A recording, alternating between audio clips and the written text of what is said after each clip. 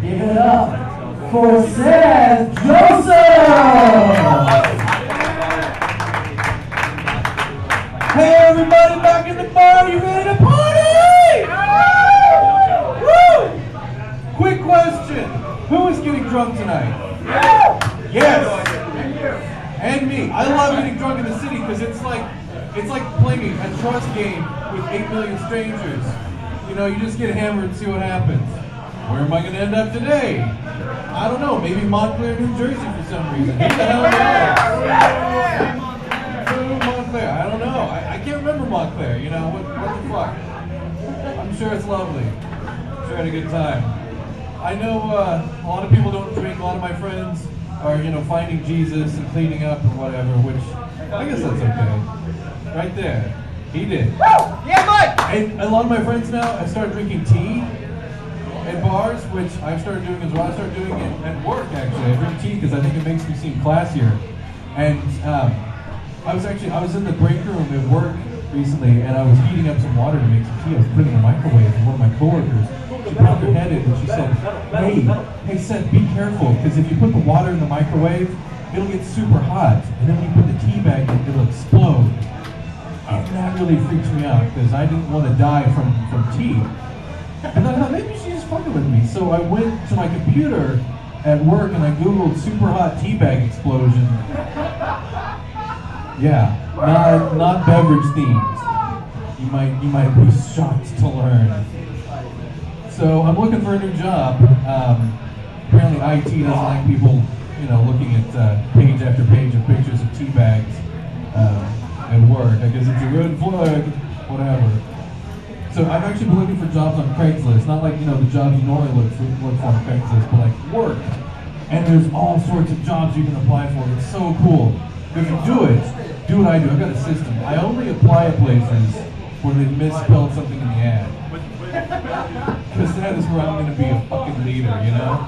I want to look at someplace that's so fast-paced and so exciting. They're like, spell check, who the fuck has time for that? Send it! Dear Sir, what matter? I am applying for the position of office ass paint.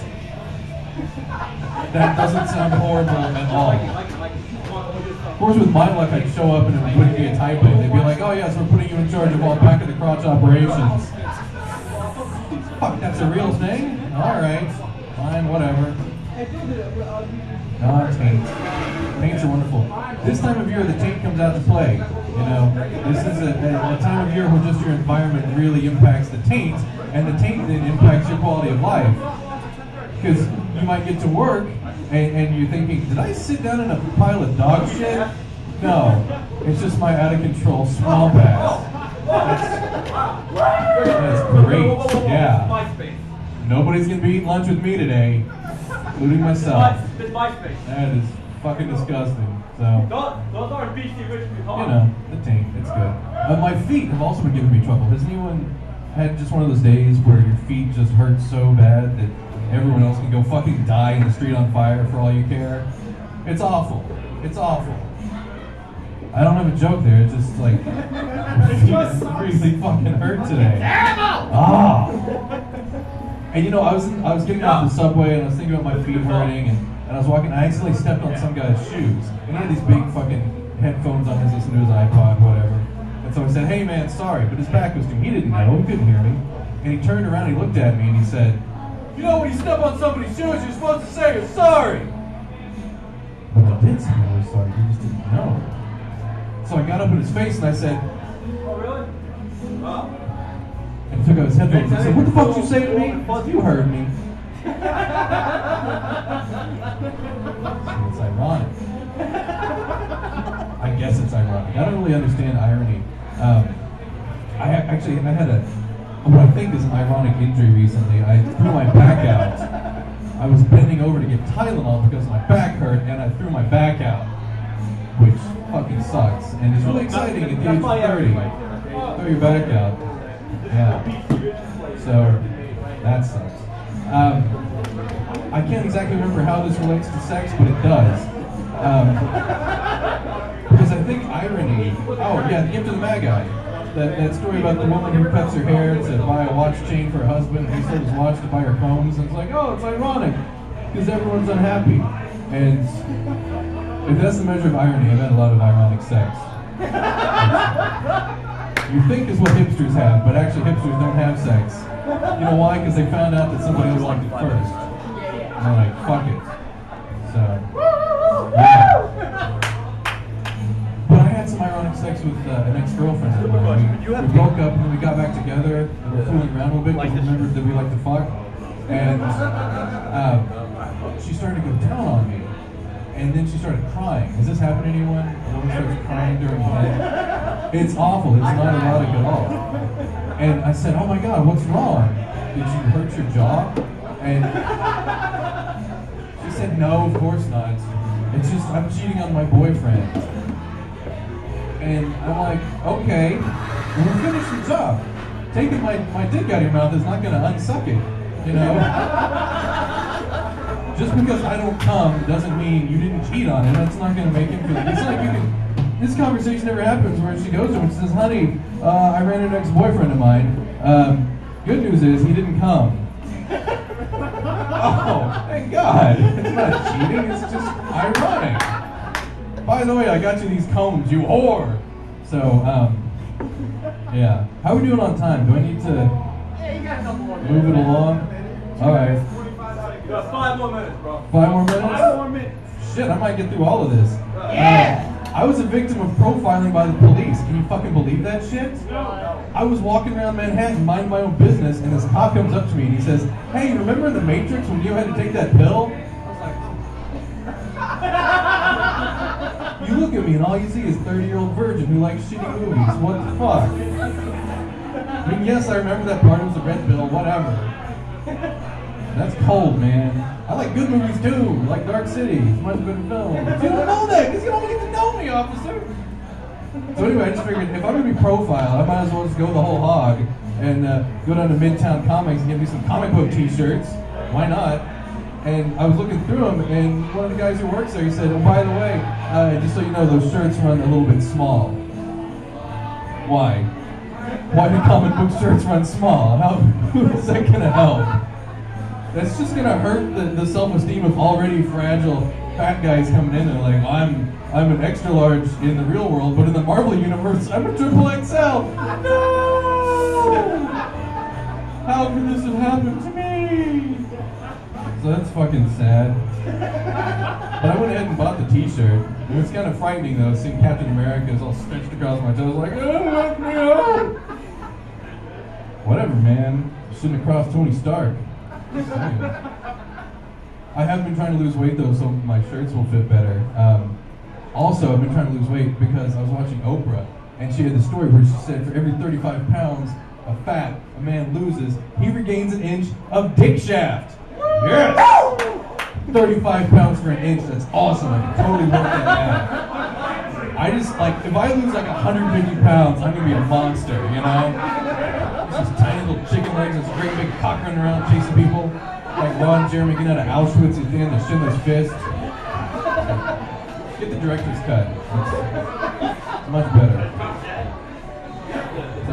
That's horrible. Also, I'm trying to take better care of myself because I don't want to end up like Dick Cheney, who no longer has a pulse, ladies and gentlemen. Dick Cheney, former vice president, had himself his 5th heart attack. His heart died in his chest, and now he's got a little battery-operated machine that pumps blood through the constant stream, but he has no pulse, which is like a metaphor for something. I don't know.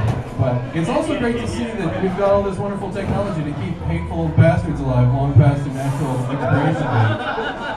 It's like some fairy came down to his hospital room and said, "Oh no, Dick, your work's not done. Satan has more plans for you. Don't worry, he will soon make your anus his personal plaything. But in the meantime, there's more Sunday morning talk shows for you to go on." Speaking of anuses, I had a colonoscopy. Has anyone else had a colonoscopy? Do you know what those are? He does. Colonoscopy? Right here. I've had 3 now. Oh, yeah! Triple threat. For those of you that haven't had one, let me break it down for you. It's awesome. It's this 2-day event that's all about your butt. Not your taint, just your butt. And it's about not eating, and it's about drinking 2 or 3 or 4 liters of prescription strength laxative. Yeah. Go lightly, go oftenly. And if you've never had prescription strength laxative, let me tell you, after you get that first liter or so into your body, you might think you're gonna fart. You're not gonna fucking fart. Farting is done. That pressure, are we done? Okay. That pressure that you feel in your butt, that's a warning flare that your colon is sending out to say, move fucker, or you're gonna need a new couch. Which you can sell on Craigslist after you're done, actually. So that's fun. And then you go to the doctor's office the next morning and you get naked around strangers. We love that.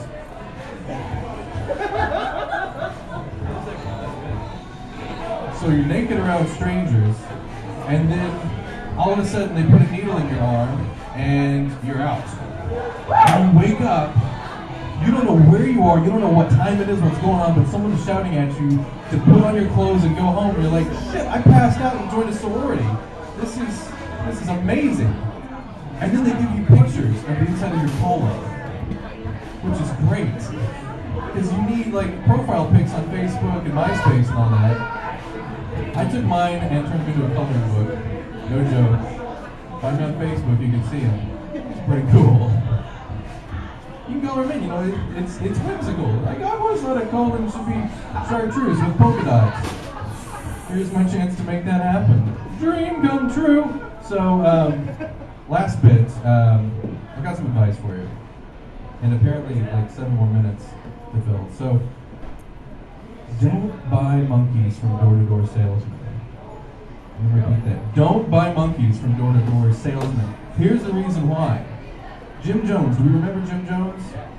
Started Jonestown, let a bunch of people down. Didn't turn out too well. He started funding his ministry by selling pet monkeys door to door. He would cold call people, walk up to their door, knock on it, and say, excuse me, sir or madam, have you thought about monkeys for the house? Just to hang out? Yeah, you know, I've got a dog, but he very rarely masturbates on me. So, just gonna pair them humdingers, bring him in. What's that? You know Jesus? Awesome. Let me get my passport. Yeah, strangely enough, a lot of his first followers, also customers. Hey! Maybe evolution works. So,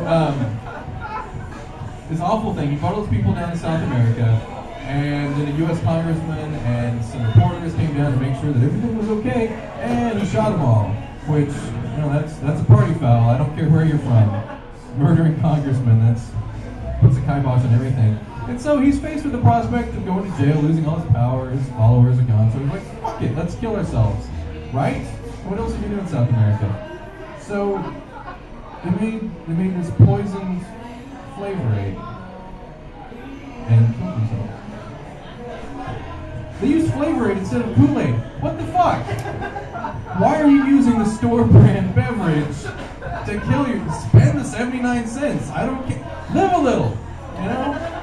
What are you saving your money for? And what's awful is Kool-Aid's a bigger brand than Flavor Aid. You know, so Kool-Aid always got the bad press for that. Everyone talks about drinking the Kool-Aid, the poison Kool-Aid, which, you know, they say there's no such thing as bad publicity. Guess what? Dead babies equals bad publicity. But I think Kool-Aid, they could have turned it around, you know? They could have made an advertisement, you know? Come down to Jonestown and you see all these dead bodies. And bands are starting to float down. You can hear Jim Jones' voice disembodied from his now rotting corpse playing over the loudspeakers on infinite loop while, you know, the whole thing's falling apart. And it's all quiet and still. And then the Kool-Aid man comes busting through and he's like, oh! No, God, no! And he looks around and he sees the flavored packets. And he's like, whoa! And like a little tear of condensation rolls down his red face. And he says, and that's it. That's all the time that I'm going to do right now. This has been a hell of a lot of fun. Fuck yeah! There's some great bands coming up tonight. I hope you guys stick around. Enjoy the show, enjoy the music, and don't forget to tip your bartenders because apparently they can't afford pants. Let's see if we can change that. Thanks again, ladies and gentlemen.